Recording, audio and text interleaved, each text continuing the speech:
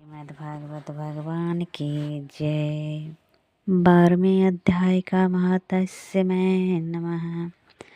श्री महादेव जी कहते हैं, पार्वती दक्षिण दिशा में कुल्हापुर नामक एक नगर है, जो सब प्रकार से सुखों का आधार, सिद्ध महात्माओं का निवास स्थान तथा सिद्धि प्राप्ति का क्षेत्र है।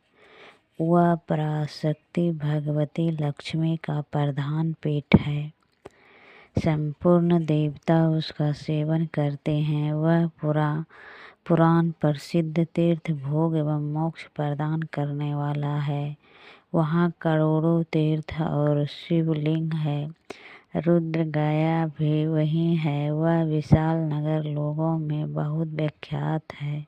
एक दिन कोई युवक पुरुष उस नगर में आया।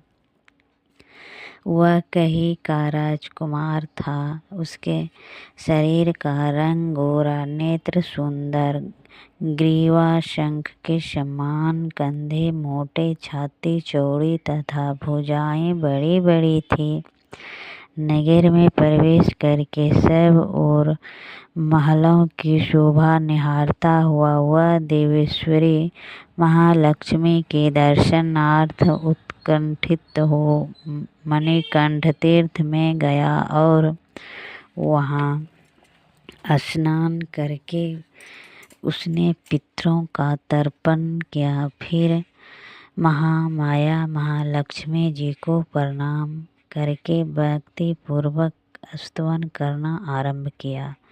राजकुमार बोला, जिसके हृदय में असीम दया भरी हुई है, जो समस्त कामनाओं को देती तथा अपने कटाक्ष मात्र से सारे जगत की सृष्टि, पालन और संहार करती है,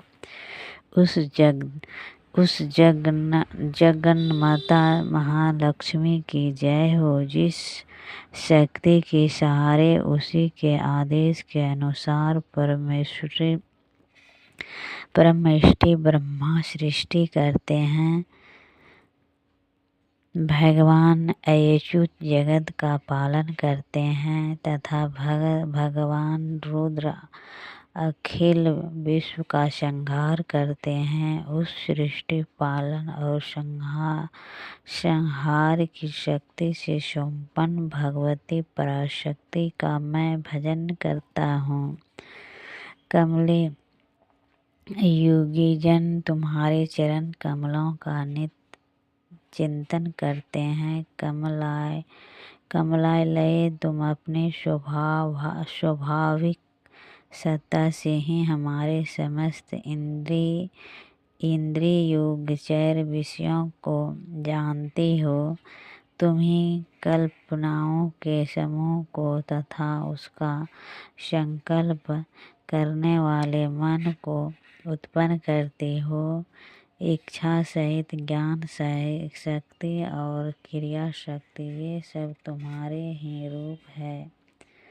तुम परासंविद परम ज्ञान रूपिणी हो। तुम्हारा स्वरूप निष्फल, निर्मल, नित्य, निराकार, निर्जन, अंतर्रहित, आत्मढंग शून्य, आलंबहीन तथा निरामय है।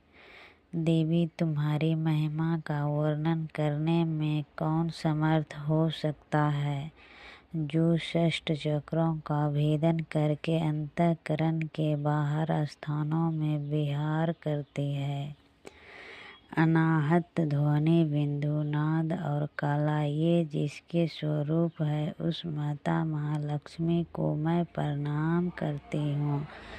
माता, तुम अपने मुख रूपी पूर्ण चंद्रमा मास प्रकट होने वाले अमृत राशि को बहाया करती हो।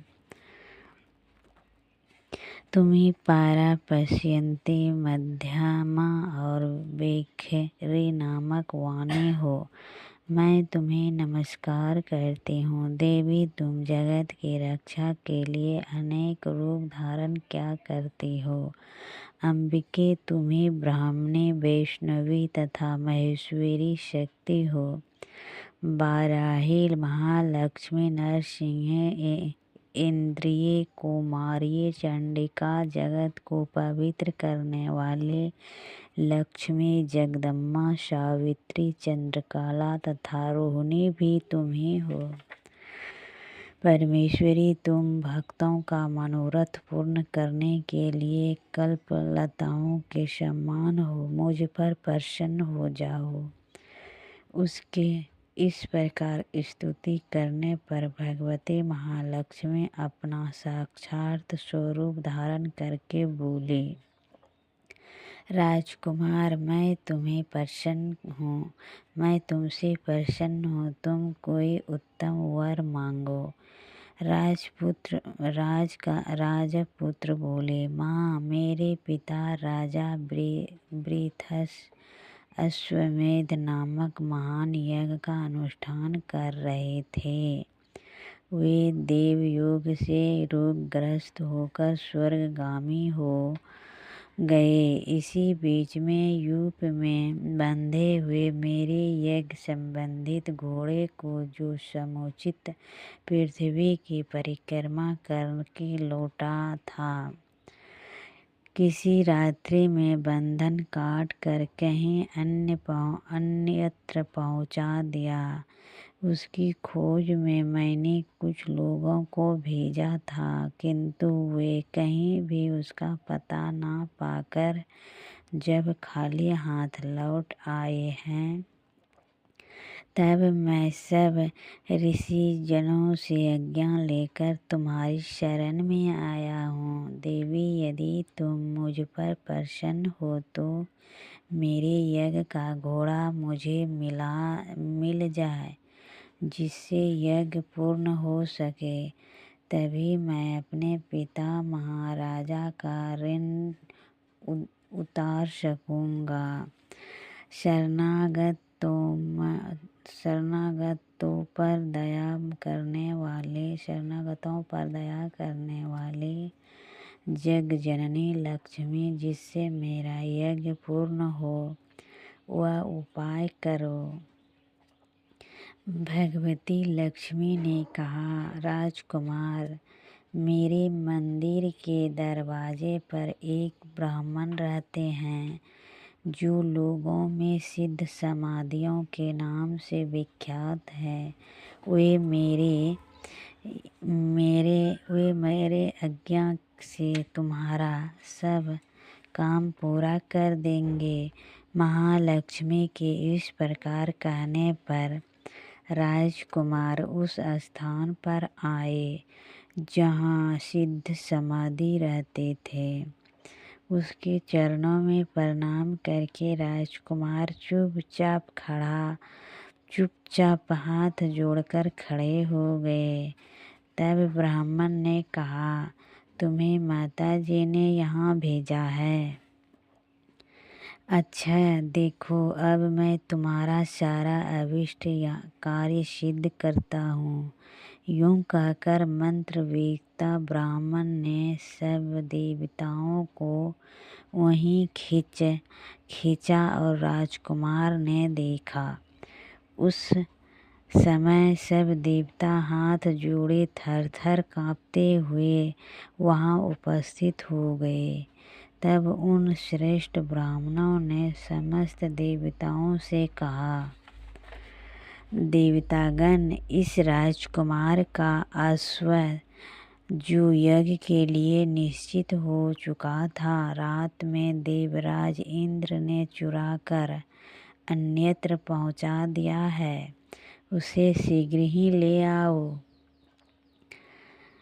तब देवताओं ने मुनि के कहने से यज्ञ का घोड़ा लाकर दे दिया। इसके बाद उन्होंने उन्हें जाने की आज्ञा दी। देवताओं का आकर्षण देखकर तथा खोए हुए अश्व को पाकर राज के कुमार मुनि के चरणों में प्रणाम करके कहा, महर्षि, आपका यह सामर्थ्य आश्चर्यजनक है। आप ही ऐसा कार्य कर सकते हैं, दूसरा कोई नहीं है। ब्राह्मण, मेरे प्रार्थना सुनिए। मेरे पिता राजा वृथ वृद्धर्थ अश्वमेध यज्ञ का अनुष्ठान आरंभ करके दैव योग से मृत्यु को प्राप्त हो गए हैं। अभी तक उनका शरीर तपाए हुए तेल में सुखाकर मैंने रख छोड़ा है। साधु श्रेष्ठ, आप इन्हें पुनः जीवित कर दीजिए। यह सुनकर महामुनि ब्राह्मण ने किंचित मुस्कुराकर कहा, चलो, जहाँ यज्ञ मंडल में तुम्हारे पिता मौजूद है, चलें। तब सिद्ध समाधि ने राजकुमार के साथ वहाँ जाकर जल अभिमंत्रित किया और उसे उस शव के मस्तक पर रखा। उसके रखते ही राजा अचेत होकर उठ बैठे।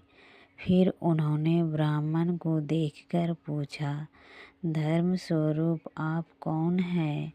तब राजकुमार ने महाराजा से पहले का सारा हाल कह सुनाया।